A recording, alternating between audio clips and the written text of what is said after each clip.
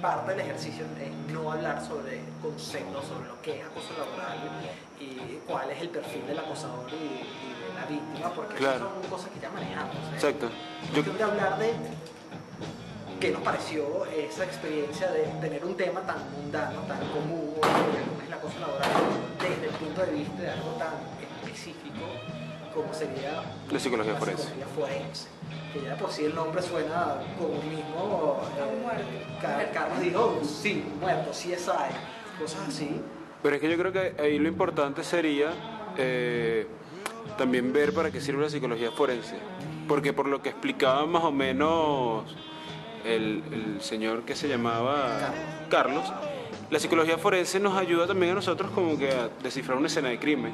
Yo creo que nos dio demasiadas herramientas a nosotros para identificar el acoso laboral realmente, tanto como la víctima como fuera de la víctima, que no lo habíamos visto antes, sino decir cuándo está mintiendo, cuándo no está mintiendo, y cómo se puede llevar a cabo un proceso de Exacto. investigación. Y además, un tema interesante fue que él propuso que a veces la víctima sufre algunas patologías y entonces no necesariamente es acoso laboral, sino que sencillamente tiene una patología psicológica que te ayuda a seguir como la situación de acoso, más allá de las patologías o no, es la acción, es el hecho, es la acción repetida. Claro. Porque, chévere, sí, tú puedes ser, tener el perfil de un acosador patológico, pero si tú nunca acosas, tú nunca vas a ser un acosador.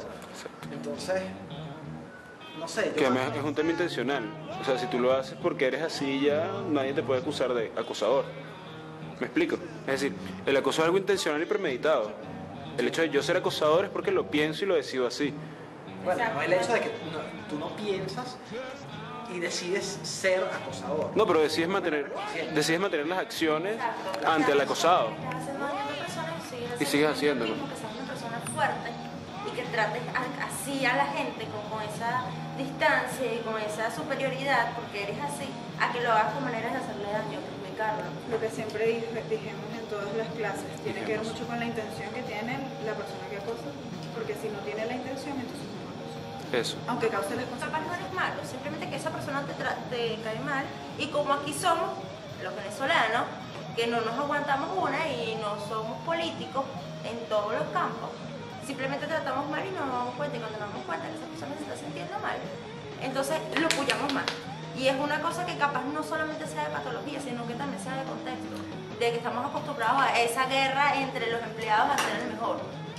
Y yo creo que también aquí hay un tema interesante de que cuando sucede esto, que el contexto nos afecta en cómo vemos las cosas y en la percepción de las cosas, pasan situaciones como por ejemplo tomar la ley en nuestras manos. Entonces, si la única solución que vemos del acoso es renunciar o buscar ayuda, entonces, ¿sabes? Mejor o me ahorco o busco hacerle daño a la persona que siento que me está acosando y no paso por ningún tipo de proceso legal o forense, que fue el que vimos en este caso. De igual manera, como le decía Roberto, de la psicopatía, y si no es psicopatía, igual tú deberías tener hasta la responsabilidad de hacer algo para prevenir eso. ¿Cuál es el proceso que está detrás de la denuncia? Y eso para mí es lo más interesante. Y yo creo... Pero también es un cuento que no funciona. Entonces, así como Claro, y es es más que... frustrante saber que puedes denunciar, pero que no se va a hacer nada. Porque cuando llegue ese momento, o ya estás loco, o decides renunciar porque no aguantas. No, y yo creo también que el tema de acoso y denunciar el acoso en este país sencillamente no es viable, porque tarda demasiado tiempo en procesar la denuncia, además que tienes que pasar por demasiados especialistas. Cualquier cosa es mediante la educación. Y aquí, Caracas, hoy. Yo lo asumí imaginándome dentro de una empresa, recursos humanos, tienes la posibilidad de hacer Taller algo, sobre acoso entonces, laboral. Coño, yo creo que la Qué original, qué original, de verdad.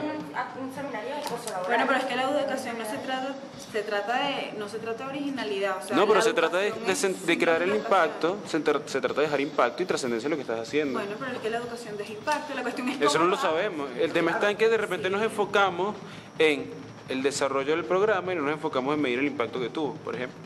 No, es que eso debería estar implícito. Debería. Tú haces un programa, tú tienes que medir el impacto que haces. Si no lo haces, ¿para qué entonces? Hacer que no se ejecute, que no exista, sino dar las herramientas Exacto. para qué hacer cuando ocurra. Bueno, también Eso interesante. es. ¿Qué herramientas nos han dado a nosotros para prevenir el tema del acoso? Que él nos haya dado estrategias para ver el acoso laboral. No, pero no. Por lo menos a las mujeres no, a los hombres sí. Dijo, léanse la ley de las mujeres, y es verdad, tú lees la ley y todo es acoso, todo es violencia, todo puede o no ser violencia. A veces te ayuda a escuchar a los demás y cuando los escuchas, los aprendes a entender y eso te acerca más a la persona. Claro, Entonces, las convivencias me parecen una buena herramienta dentro de las empresas para limar esas asperezas. el problema que veo yo es por qué limitarlo Al limitar trabajo. el problema a llegué al trabajo, ahora tengo Exacto. que saber sobre acoso Yo laboral. creo que el trabajo debería ser desde, El desde acoso, mucho antes. Tú le quitas Desde el colegio. todo laboral y pones Familiar. Es el mismo problema. O familiar, O hermano, familiar. escuela para padres. Que es todo lo que tiene que ver con educación en valores. Entonces está el padre y el chamo, educación familiar y ciudadana, manual de Carreño, todo este tipo de cosas, que una sociedad venezolana aún que habita en el país se educó así y las cosas son muy distintas. Entonces, ¿qué pasó con esa educación? ¿A dónde se quedó? ¿A dónde se perdió? ¿Qué pasó ahí? El acto de mentir, la fisiología de mentir va haciéndose más sutil con la edad, lo mismo pasa con el acoso. Exacto. Claro, en la escuela es grave, mira, te voy a pegar, te voy a perseguir, te voy a jalar los pelos y te voy a quemar tu tarea. Pero ya cuando pasa a los adultos, pasa a ser algo mucho más sutil, pero mucho más dañino. Bueno, no puede decirse más dañino, pero Yo creo que si alguien Es tiene igual como de acoso dañino. desde joven, está más predispuesto a que lo acosen y se siente más perjudicado. No, claro. Creo que la cosa es que, o sea, para trabajar el tema acoso hay que tratarlo desde pequeño. desde pequeño. Desde el ¿sabes? colegio. Claro. Desde el colegio hablarlas de acoso, con talleres, con ciudadanas, de la manera que se consiga. Pues. ¿No? Y Y en la meterse a... universidad también hablarlo. Y en las empresas reforzarlo. Porque la gente se lo olvida, porque la gente cuando tiene poder, se le olvida que hay alguien que se está sintiendo mal por ello.